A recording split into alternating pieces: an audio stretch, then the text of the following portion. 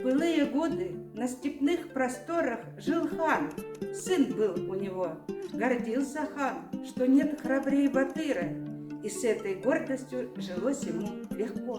Но враг однажды посягнул на степь. Хан вынужден был сына к ним послать. Войска ушли, и хан сказал о смерти, приказывая всем теперь молчать.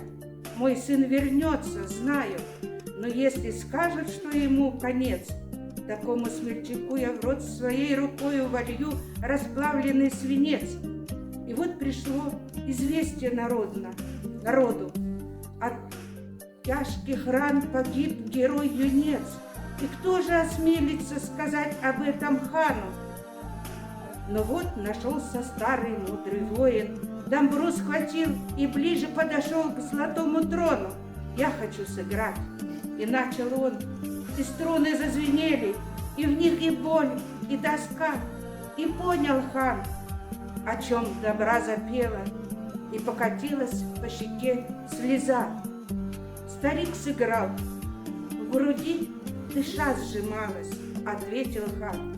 Я понял, о старик, о смерти сына мне добра запела.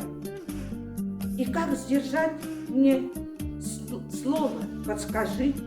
Ответил тут мудрец, я не виновен. Дамбра сначала сказала, разбирайся с ней, и дал дамбру. А хан залил ей расплавленный свинец. Из века век, с тех пор, самых дней прошедших, изнеможен со свинцом в груди, звенит дамбра, и нет в степных просторах рассказчика милее, чем она.